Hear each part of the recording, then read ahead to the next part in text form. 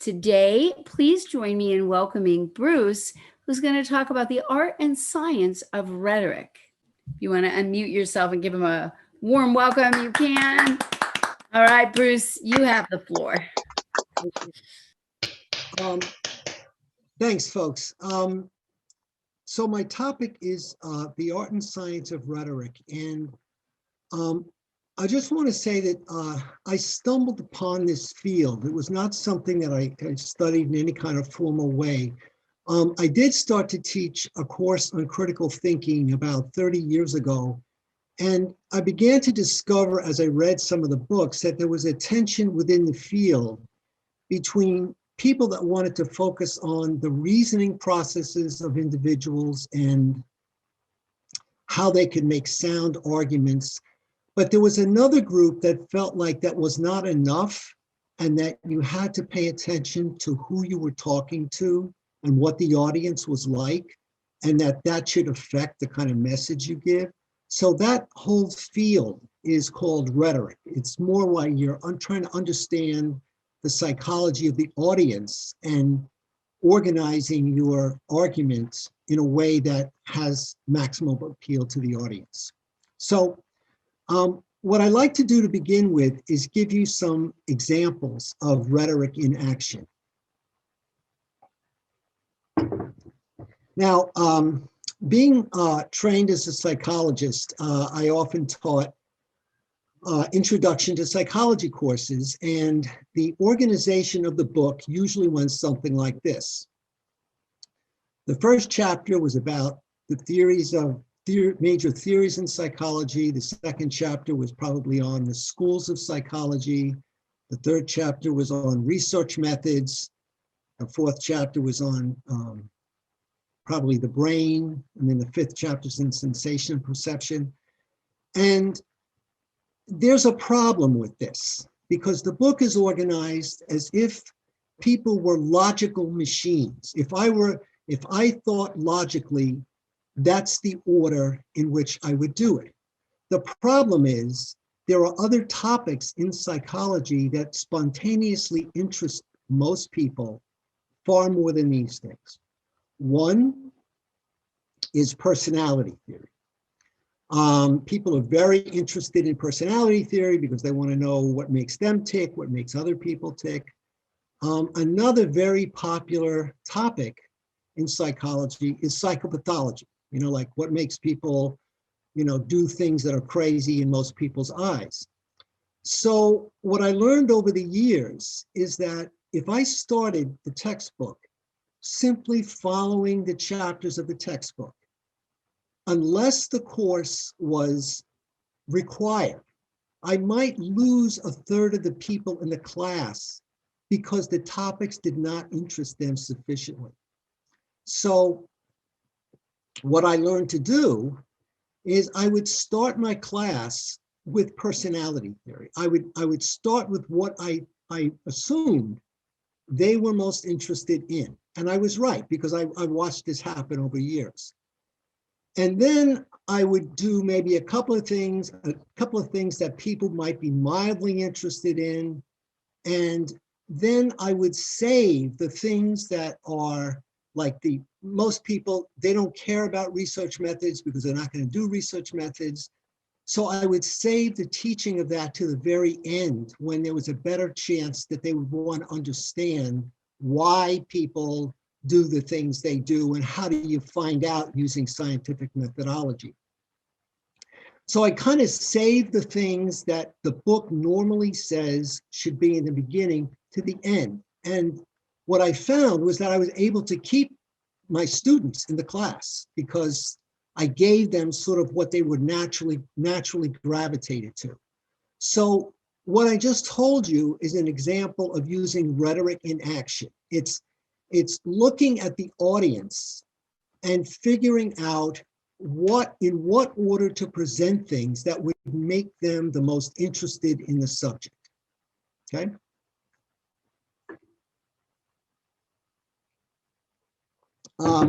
Second example, I did a class on brainwashing, propaganda, and rhetoric for many years, for about 10 years. I taught them in different places. I used to teach with the military. I would teach in prisons. I would teach in community colleges, universities. And what I found is I would change the subjects depending on who the audience was. So, for example, in my brainwashing, propaganda, and rhetoric class, when I would go to teach in, say, a military base or the Air Force, normally I would have a topic on brainwashing, propaganda, and rhetoric that has to do with the military, because some people feel like people that are in the military are brainwashed. Well, I don't want to touch that subject with people who are already in the military because it might make them a little nervous, to say the least. So I leave that subject out with that particular population. And I cover, many other things, but that one I kind of leave alone for rhetorical reasons. Second thing is, when I do my class on brainwashing and propaganda, I also have a lecture on sports and how sports is propaganda. Well, when I'm teaching at a school that was kind of liberal or alternative or new age, many of those students don't care about sports. So the subject matter, I don't use sports with them because they're not fanatics about sports. You want to get people that are fanatics about sports and talk to them about this subject, not people that really are kind of wishy-washy about it. So when you're teaching, you learn, not all teachers do this, but I do this. You learn what the student body will respond to and what they don't. And because they won't, because I taught in many different places, I would have, in a single semester, I would have 4 different audiences at 4 different schools. So I really learned how to sort of maneuver with these different populations.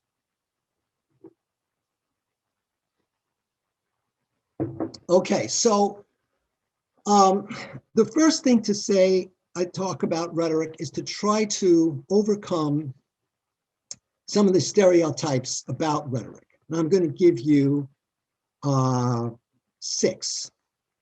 One stereotype of rhetoric is that it's talk rather than action, right? The association with the word rhetoric, talk rather than action. Sometimes when people hear the word rhetoric, they think this is empty words, doesn't have any substance. Third stereotype of rhetoric is its form without content. In other words, rhetoric is about, it's all show, it's glitz, it doesn't have any substance. The fourth is that the people that use rhetoric are, they're people like P.T. Barnum, or people that are really very deceptive and want to trick you and don't have your best interests at heart. The fifth one is that rhetoric is ornamentation. It's seen as decoration and it's lacking substance. So in other words, the people that think this about rhetoric think that paying attention to the audience or using the right words to try to persuade people is kind of a cheap trick. And you really shouldn't do that. You shouldn't pitch the language to the audience. You should speak plainly, as opposed to paying attention to the language people use and crafting your message to the language people already use. The last stereotype of rhetoric is that it's deception, it's trickery, it's not truthful. So let me start out with a brief definition. After all that, in spite of that, a working definition of rhetoric is that it's the practical, systematic skill at studying the available means of persuasion that are afforded to a speaker in dialogue with the audience. So again, rhetoric is the practical, systematic skill at studying the available means of persuasion that is afforded to a speaker in dialogue with a public audience. Okay, now, some of you may know what I'm about to say, but I think it's important to say. I also want to point out that where I'm speaking from is in a reconverted garage. It's a studio. So if you hear a little explosion in the back, it's the furnace turning on. Nothing bad has happened. Okay, so let's talk a little bit about where these negative stereotypes of rhetoric come from. Some of you know this that maybe have studied the Greeks. Plato was notoriously against rhetoric. Plato felt like, well, the situation is really like this. The first rhetoric people in the West were a group called the Sophists. And the Sophists were basically people that when people in Greece would go to a court in order to get some kind of hearing when there was a dispute about something, not all people could actually make their case in front of a judge very well. As we know, some people are more articulate than others. So some of the public would hire sophists to come in, and the sophists would tell them, would find out what the case was about, and then they would figure out what's the best way to pitch to the judge your case. So the sophists, being professionals, got very good at arguing many cases, and they, naturally enough, they would get caught up in winning the case, and whether or not the person was telling the truth or not wasn't the primary concern of them. Well, Plato hated this, and Plato's way of looking at things is that what reasoning should be is about finding the truth of things. And the truth is independent of the audience. The Sophists said, no, truth is relative and dependent on who the audience is. Plato's way of thinking about the truth was to try to strive for certainty, that when you dialogue and you want to have results, that you're confident you are certain of the truth.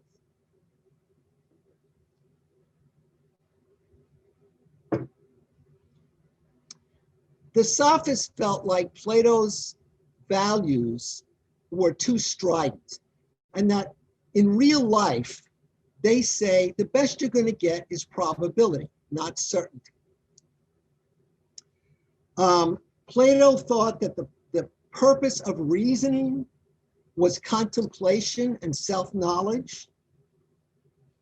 The Sophists said the purpose of reasoning was to take action and be effective.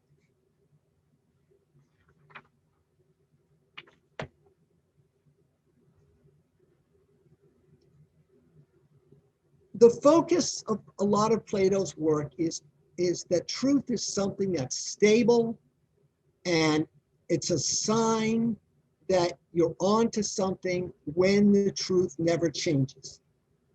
The Sophists were more interested in how things change, and that what might be true in one particular time is now questionable in another particular time, and that you have to move with the changing of the times. Plato did not like this. Plato did not like movement, did not like change. So a lot, I would say, I'm not the first person that said this, but another way of talking about this is Plato has cast a long shadow on rhetoric. And if you look at the history of rhetoric from the Greeks all the way to the present, it always seems to go in and out of favorability because so much of Western civilization uses Plato as kind of like the founding stone. And so in some periods, Plato, the rhetoric is seen favorable, like in the Renaissance. In other periods, it's seen as the way Plato saw it, as kind of black, and has a side where it's not being honest. So let me be more specific now about the conditions under which you use rhetoric, because not all speeches require a rhetorical point of view. So I'm going to give you 6 kind of like 6 conditions, or the atmosphere in which rhetoric would take place. The first is that the issue that you're having a discussion with has to be controversial. In other words, it can't be so self-evident that people don't care enough. On the other hand, if you're making an argument that's so outlandish that you don't even have a critical mass of people that even would consider your side, that's too much on the other side. So rhetoric needs to take place over issues that are controversial, that different audiences have different opinions about.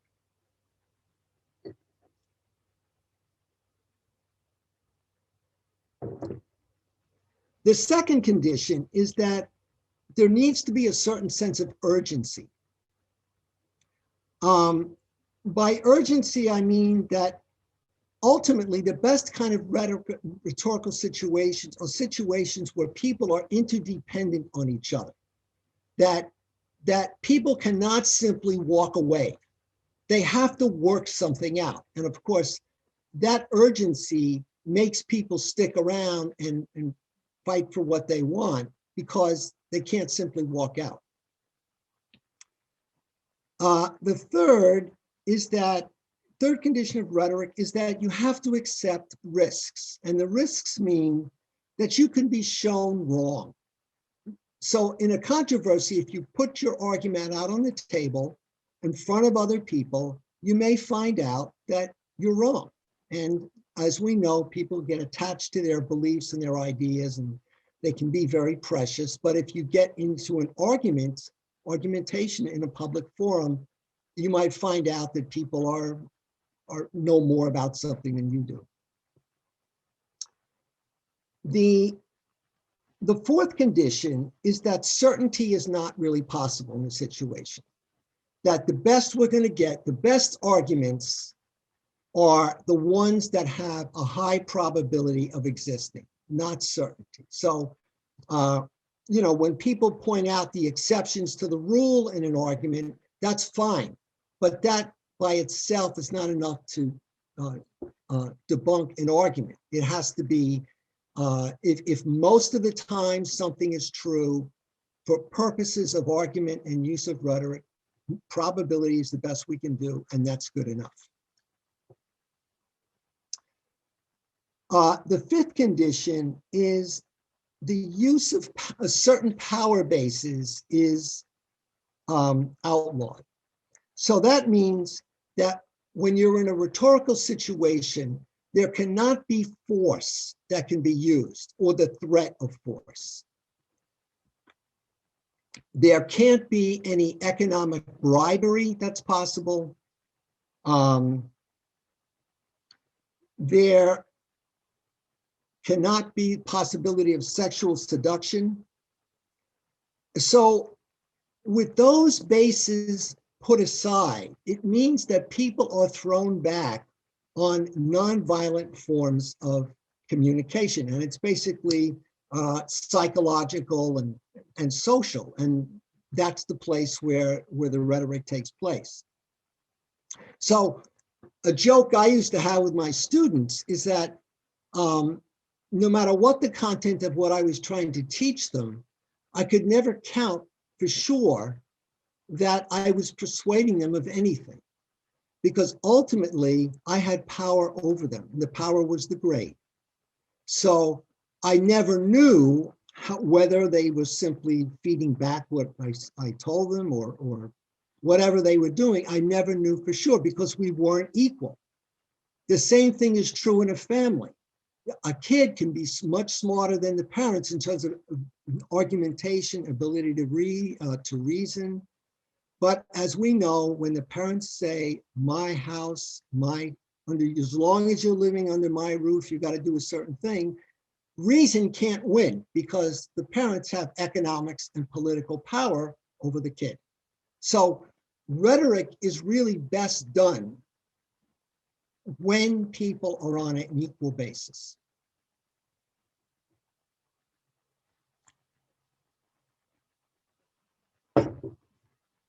So last point about the atmosphere. Who are the people that do this? Typically, you probably already know this. Politicians are trained in the use of rhetoric. Lawyers are great at this. Higher education teachers, journalists are very good with this. All these folks have had at least one subject and probably more on the topic of rhetoric. One thing I just want to say before I continue is one of the most interesting places where you could apply rhetoric, and if you're not a professional in these fields, is if you're lucky enough to live in a city with a city council that really allows the public to come in and give their opinion about things. That's a wonderful place to go to practice rhetorical skills because you've got an audience. If you have, opinions about things, you can make cases for yourself, and it's great practice. And you can have, maybe you can have a political impact on that. So that's another place where rhetoric can be used besides in courts and in political debates and things like that.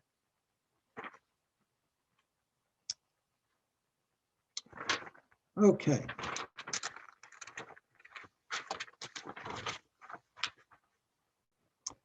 Okay, so a little bit more kind of the structure of rhetoric. Arguments can be divided up into arguments about the past, arguments about the present, arguments about the future. Usually arguments about the future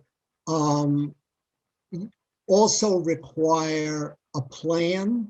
So if you're going to make an argument about the future, you can't just say, I want things to be this way. You usually have to make a step-by-step presentation as to how to do this. So your argument steps will be longer if you make an argument about the future because you're anticipating something that's not here.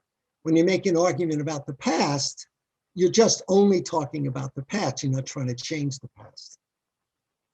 So three kind of arguments about the past, present, and future. The Greeks have terminologies for this, but I'm not going to go into that now. You don't need to know that. There's 5 different kinds of arguments. There's arguments over fact. There's arguments over what is the cause of something. There are arguments about defining things. What's the right definition of something? And people have huge debates over the meaning of words. There's arguments about evaluation. What is desirable, not desirable, right or wrong? And then there's arguments of proposal. And arguments of proposal are about what you should do in the future.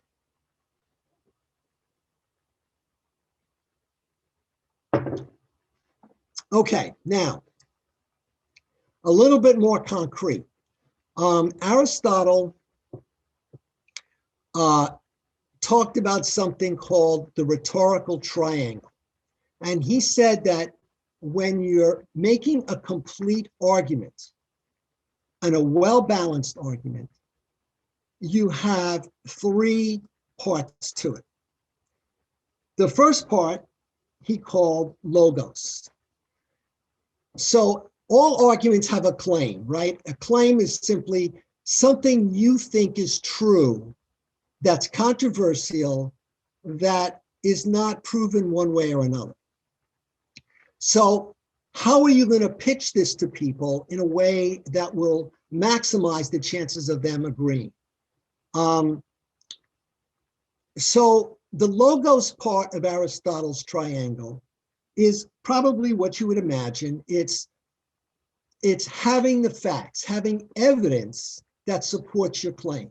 So the facts need to have a tight relationship to the claim so that they're not loose, they're not vague. The second thing under logos is that the facts need to connect up to other facts. So typically, in an argument that I would make, I would have maybe 3 major points of facts that back up my claim, and I make sure that all the facts are coherent in relationship to each other, so they tightly fit together. The second part of the rhetorical triangle, Aristotle called ethos. Ethos is simply the source of the argument. So the source is who is saying this. So if I give you in the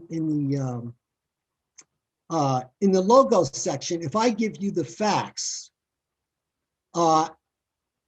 another question you would ask under the ethos is who, if it's an individual, who is this person that's giving these facts, or who are the people that have claimed these facts? So it could be either like a newspaper, or it could be something on TV or on the internet. That would be sources.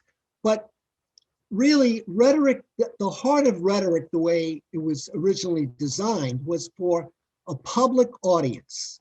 So it wasn't about electronic media or newspapers or any of that. It was, can you convince people in a public setting? Like we're in a public setting now.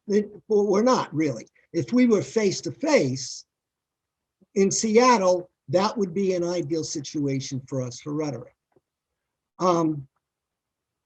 So in the case of the public, the audience, what does the audience have to go on is who is the speaker? What kind of reputation do they have?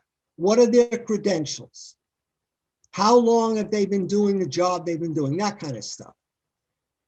Now, the third part of the rhetorical triangle is the pathos side.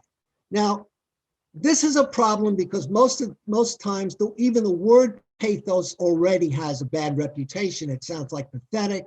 It sounds like pathology. Pathos means 2 things. It's an appeal to the emotions, and it's appeal to the imagination. So this part, Aristotle says arguments have to have heart. It has to move people in addition to having facts and good sources. So pathos was about moving people with emotions. The other is using imagination. Imagination is a very important part of rhetoric. So imagination is being able to paint pictures that allow people to step into kind of like an imaginary scene and imagine that they were in it. So a good storyteller can create a kind of imaginary environment in which people can understand this. So I think the beauty of Aristotle's rhetorical triangle is that it's so well-rounded, and it has much more, it appeals to a much broader sense of what it means to be human than simply the logos side. And a lot of times, when in my critical thinking class, I have, we don't have time for this, but I developed a 10-step argumentation model. And there are some of the best arguers are people that are very good with the logos side. In other words, they have a good solid claim, it's controversial, They've got all the facts straight, but they don't think about who the audience is and what the audience's objections are going to be to what they say. So if you don't imagine the audience and you don't connect the audience up to what will appeal to them emotionally, what will appeal to their imagination, then you're gonna win arguments with people that are already kind of on your side. If you're really gonna reach an audience that's much broader than that, you have to be more well-rounded in what you present. Okay, last point on this. There's three argumentation theorists that developed three basic types of audiences. There's sympathetic audiences, there's neutral audiences, there's hostile audiences. It's very important when you go into a room that you know something about the audience, you know something about the demographics of the audience, because that should affect the way in which you present things. So if you have an audience that's easy and already on your side, you probably don't have to present a lot of objections to what your claim is, because they're already kind of with you. You know, it's like, it's easy. It's like, you know, preach it to the choir. For me, the best audiences are the hostile audiences, because it's the most fun if you understand that if you look at a spectrum, you're not gonna, if you've got a hostile audience, you're not gonna move them to your position in one setting, or even if you had them for, you know, weeks. If you can move them a little bit, you can move them to where they start to have doubts that they didn't have before. That's the best you can do. But it's important to know that, because there's a way in which I can't talk about this now, but there's an order in which you would present the sequence of your argument based on whether your audiences were sympathetic, neutral, or hostile.